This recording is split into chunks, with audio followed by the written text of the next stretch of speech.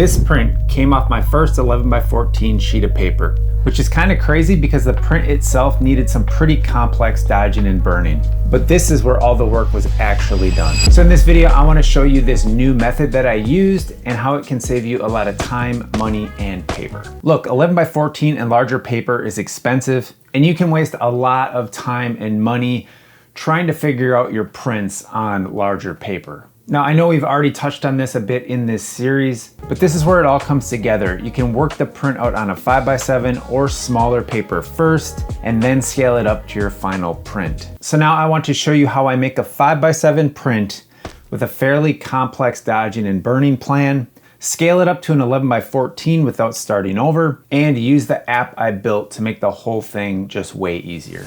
No new test strips, no wasted paper. That's really what this video is all about. So here's the final 5x7 print, and here's the final 11x14. And what's cool is I did not have to reinvent this print when making it bigger. I basically had everything all figured out on the small print and just scaled it up. So I guess the real question is, how do you actually carry all that information over? You know, especially if you have a pretty complex series of dodges and burns.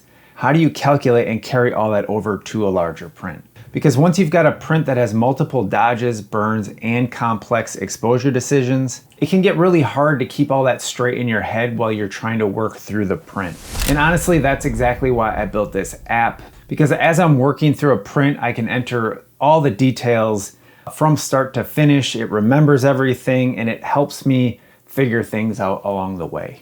Then as I go, I can capture the history of working prints, track the exposure decisions that I'm making along the way, and use the step editor to create a printing map of where I actually dodged and burned. Then when I'm ready to scale the print up to its final size, I simply measure the projected edge of the smaller print and the projected edge of the larger print and just enter that information into the app, and it recalculates the entire print map for that new size. And that's the key. I don't have to manually go in and figure out all these setting changes. I don't have to do mental gymnastics while I'm trying to print the new print.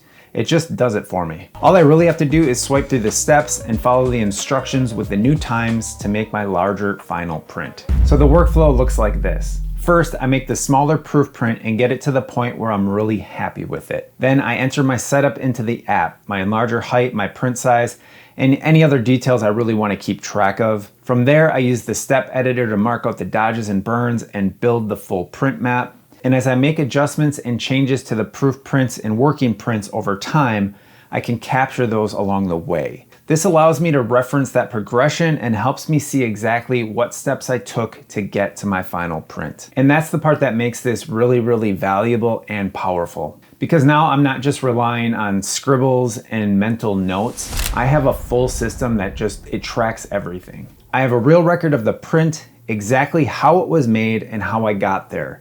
And most importantly, a way to translate that print into my final enlargement, which has saved me and continues to save me a ton of paper. Now, under the hood, the app is basically calculating the different sizes of the projected image, along with your negative size and bellow extensions to make these calculated adjustments on everything you've recorded in the app. So all your dodges, all your burns, anything you do, it basically tracks it and will scale it up or down with the size of your print. This way you're not guessing when you move up a size or up 2 sizes or whatever it is. In fact, you just need one measurement and it walks you through the bigger print step by step.